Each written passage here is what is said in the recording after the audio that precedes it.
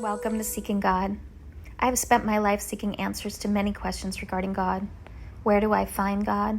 Is Jesus the only way? Why do people feel one religion is better than the other? Why do we focus so much on these differences? What about the golden rule? And loving thy neighbor? In my attempt to gain more clarity, I sat down with Dr. Maisha Hazzard and I asked her these questions. This is a series of short films, and it is just a glimpse of the conversations we have had over the years. It has brought me a little deeper understanding, and I'm not sure if I'll ever have all the answers, but I definitely have more clarity. In this episode, you'll meet Dr. Maisha Hazzard, and she'll talk to us about understanding the heart of God. Anandamoyi Maisha, Alake and Jerry Rafia, also known as Maisha Hazzard. I'm an expert in theology because I've studied it for the last 40 years, actually. I am a metaphysical minister. I've taught in schools of ministry. I've been a student of world religions since I was a child. And I'm, more than anything else, a cosmic adventurer and one who has curiosity about this universe that we live in, this cosmos we live in, and what our place is in it. And so my life's journey has been about exploring that. I have 2 PhDs. One is in communication, and another one that is in transpersonal psychology. I have 3 master's degrees, 3 bachelor's degrees. I studied metaphysics in West Africa, in Brazil, looking at African cosmology. I spent some time in India. So but my credentials really, I think, are centered on my curiosity, my interest in who we are as human beings and who we are as spiritual beings, and my willingness to explore. So my sense of wonder about the universe was there from the very beginning. I grew up as a Methodist. That's what we officially were. When I was born, my parents actually lived in an apartment over the church where my father was pastoring. So that was my initial experience. When I was 9 or 10, I took a friend to church whose family had been having a lot of difficulties.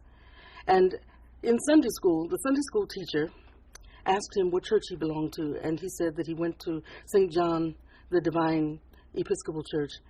And she said a prayer that had to do with, oh God, please save our children from Catholics and Episcopalians and Jews, this long, bigoted list of other practices, that most of which were actually Christian. And I was outraged. And I remember going and asking my father how someone could say that to someone. Aren't most of these folks really celebrating the life of Jesus? And he said, yes. And I said, and if they don't know Jesus, if there are people in the world who've never heard of him, what will happen to them? Will they actually end up in hell the way this particular Sunday school teacher was talking? And he said, no, that God knows your heart, and that's really what it's all about.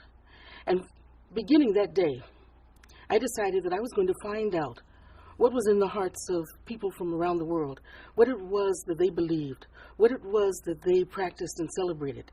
And so I began to look around. I began sneaking in the backs of Catholic churches and trying to find out what they were about. I would slip into synagogues. As a young adult, I was a Hindu, a Muslim, a Buddhist, Baha'i. I was involved in African cosmology. It was really about exploring. It was about finding that central theme, that central awareness, that central principle that unites us all, because I believe that as human beings, we are really so much more the same than we are different. Generally speaking, I would not say that I am religious. I would say that I am spiritual. I'm not at all interested really in the institutions that humans create, even though I can go and participate in any kind of church, in a synagogue, a mosque, a temple. I have no problem with any of them. I understand that they serve a need for many people. But generally speaking, I know that I am spiritual. I practice many disciplines that are from a number of different traditions.